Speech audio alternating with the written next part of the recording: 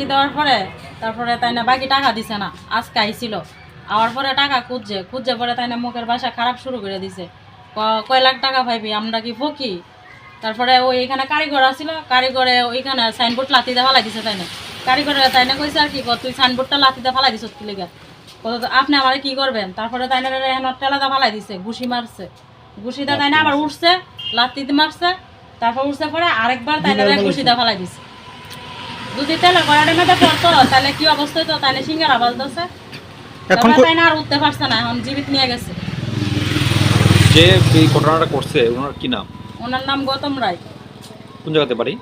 ওই যে তেপাড়িয়া স্কুলের রোডে ওইখানে বর্ডারের সাইডে। উনি কি নিয়মিত আপনার দোকানের গ্রাহক উনি?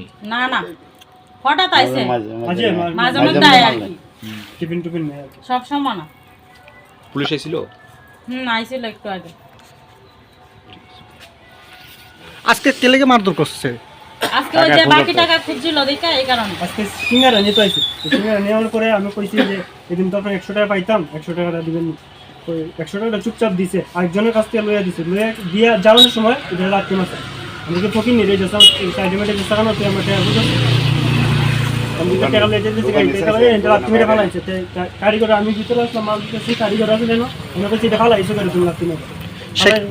সে কি একাই আসলো না লগা কেউ আসলো? আরেকজন আসিল, তারে চিনি না, আরেকজন আসিল, দুইজন আসিল। তার সঙ্গে কি আগে তোমরা কোনো ধরনের কোনো ঝগড়া টগড়া? না না, কোনো ইয়ে হইছে না। এই টাকা চাওয়াতেই আপনারা? টাকা চাওয়াতেই তাই না এরকমই হবে। তার সাথে আগে চোখত দিছে না কালো দিছে, বসে পড়া দিছে?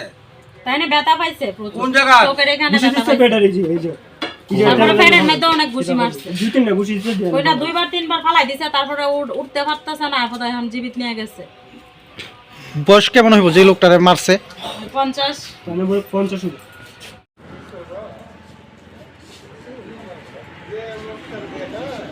এরপর ফোন করছে ওই যে উৎসব যাবে, আমি কি চল উৎসব যাবো।